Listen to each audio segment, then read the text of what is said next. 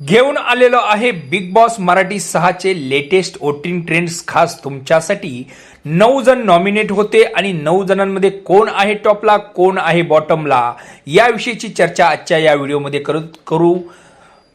पाहत राहा big Boss Marathi live या यूट्यूब चॅनलला आणि सबस्क्राईब सुद्धा करा, आवडला तर लाईक सुद्धा करा। मित्रांनो, 9 जण नॉमिनेट होते। 9 जणांपैकी नंबर 9 ला कोण आहे? रुचिता जामदार, सर्वात कमी वोट यांना पडलेले आहेत। त्याच्यानंतर नंबर 8 ला आहेत दीपाली सय्यद, नंबर 7 ला आहे अनुश्री माने। अनुश्री माने टॉप वरून अगदी नंबर 7 ला आलेल्या आहेत सध्या तरी, कारण त्यांनी 2 इन्सिडेंट खूप मोठे केले, त्यामुळे त्यांना कदाचित खाली यावं लागलं वोटिंगनुसार। महाराष्ट्रातील जनता वोटिंग सध्या तरी त्यांना कमी करताना दिसत आहे। म्हणजेच काय तर एक राकेश बापट यांचा इन्सिडेंट आणि एक चावी चोरल्याचा इन्सिडेंट, या इन्सिडेंटमुळे कदाचित अनुश्री माने अगदी वोटिंग ट्रेंडमध्ये खाली आलेले आहेत। नंबर 6 ला राज्य करता येते सागर कारंडे। सागर कारंडे यांना सुद्धा त्या मानाने खूप कमी वोट आहेत, परंतु त्यांचा परफॉर्मन्स बघून अजून ते वरती जाऊ शकतात। नंबर 5 ला राज्य करतायत करण सोनवणे।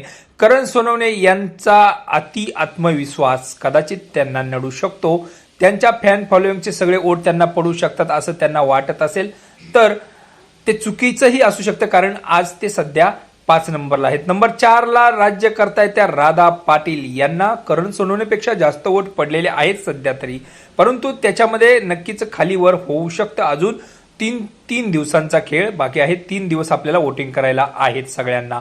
नंबर 3 वरती राज्य करते प्रभू शेळके काळू डॉन, याला बऱ्यापैकी वोट पडलेले आहेत। नंबर 3 वरती सध्या राज्य करत आहे, तर त्याचा परफॉर्मन्सही सध्या सगळ्यांना आवडतो आहे। नंबर वरती सुद्धा त्याचा जाऊ शकतो। नंबर 2 वरती राज्य करतायत रोशन भजनकर। रोशन भजनकर हे 1 नंबरला होते, परंतु आता सध्या ते 2 नंबरला आलेले आहेत। त्यांचा खेळ दिसत नाहीये, पण वोटिंग चांगल्या प्रकारे त्यांना झालेलं दिसत आहे। प्रेक्षकांनी अजूनही भरभरून त्यांना वोट देण्याचं ठरवलं आहे, फक्त त्यांचा खेळ दिसायला हवा तर ते पुढे जाऊ शकतात।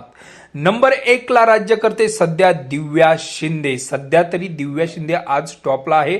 पुढे जर ती अजून 2 दिवस चांगली खेळली तर नक्कीच तिच्या वोटिंगमध्ये फरक पडू शकतो, नाहीतर खाली सुद्धा जाऊ शकते। शेवटी महाराष्ट्राची जनता आहे। अशा प्रकारे वोटिंग ट्रेंड्स आहेत। तुम्हाला हे वोटिंग ट्रेंड्स कसे वाटले नक्कीच लाईक करा, शेअर करा आणि तुमच्या आवडत्या स्पर्धकाला भरभरून वोट करा आणि फायनल पर्यंत नेऊन पोहोचवा। धन्यवाद।